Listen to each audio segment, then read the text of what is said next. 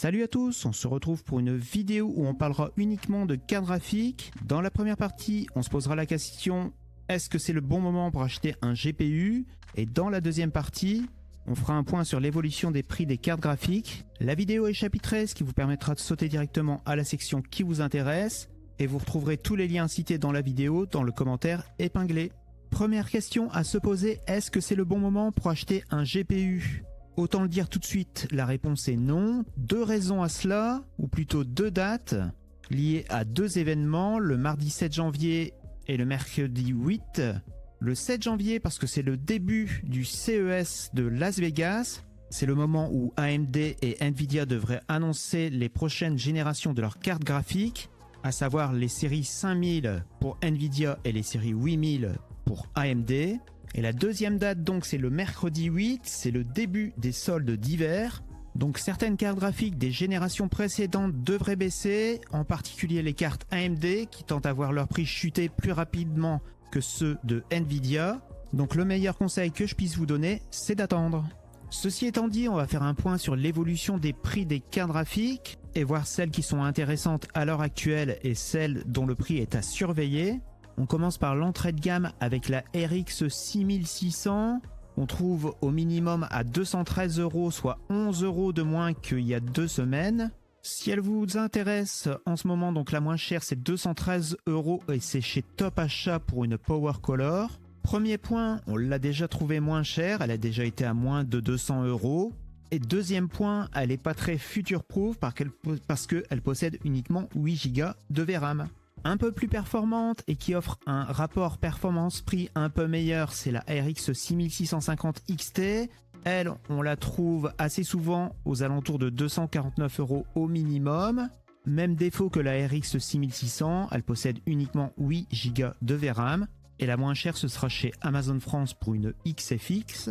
La nouveauté en ce moment, c'est la Arc B580 de chez Intel.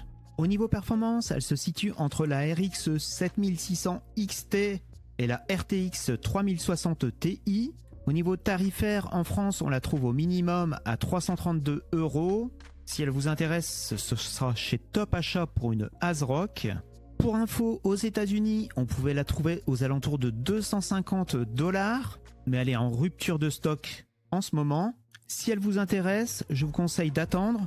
Parce qu'ici, à 332 €, elle est à peu près en concurrence avec la RX 6750 XT que vous pouvez trouver au minimum à 349 € et qui est plus performante. Elle possède le même quantité de VRAM, à savoir 12 Go. Mais par contre, avec les drivers actuels de l'Arc B580, vous avez environ 93 images par seconde en 1080p, alors que la RX 6750 XT est environ à 109 images par seconde. Mais on en est qu'aux premières versions des drivers Arc pour la B580, ça devrait encore s'améliorer, je pense, dans le futur. Ensuite, on a une petite baisse pour la RX 7700 XT qu'on trouve désormais à 425 € au minimum, soit 14 € de moins qu'il y a 2 semaines. Pour rappel, on est également sur une carte avec 12 Go de VRAM. À ce tarif-là, chez Amazon Allemagne, vous aurez une gigabyte. Par contre, pour la RTX 4070, ce n'est vraiment pas le moment d'acheter. On la trouve au minimum à 615 €, soit 60 € de plus qu'il y a 15 jours. Ensuite, ça ne bouge pas pour la RX 7800 XT qu'on trouve toujours à 499 € au minimum. Et ce sera par exemple chez Grobil pour une gigabyte. Ensuite, on a 3 cartes concurrentes, à savoir la RX 7900 GRE, la RTX 4070 Super et la RX 6950 XT en concurrence au niveau perf. Parce qu'au niveau tarif, ce ne sont pas les mêmes. En effet, on a la RX 7900 GRE qui est à 515 € au minimum, soit 84 € de moins qu'il y a 15 jours.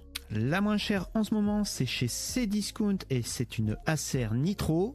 Des 3 cartes, c'est celle qui offre le meilleur rapport performance-prix en rasterisation, suivi de la RX 6950 XT qu'on trouve au minimum à 556 € chez Cdiscount également. Et enfin la RTX 4070 Super. Si vous voulez la moins chère, il faudra aller cette fois-ci chez Amazon France pour une PNY, elle vous coûtera 664 €. Par contre, D3, c'est celle qui offre les meilleures performances en ray tracing. Et si vous recherchez une carte graphique plus haut de gamme, comme vous pouvez le voir sur le tableau, ce n'est vraiment pas le bon moment. La RTX 4070 Ti Super se prend 90 € de plus par rapport à il y a 15 jours. Elle vous coûtera au minimum 923 €. Quant à la RTX 4080 Super, c'est encore pire. Plus 158 € par rapport à la dernière fois, 1245 € au minimum. Et pour la RX 7900 XTX, elle vous en coûtera 44 € de plus si elle vous intéresse, soit au minimum 963 €. Mais c'est clairement pas le moment d'acheter. Donc en résumé, c'est vraiment pas le moment d'acheter, surtout pour le haut de gamme. Soyez patient, attendez les annonces du CES 2025 et attendez les soldes. Suivez l'évolution des prix, référez-vous à ce tableau.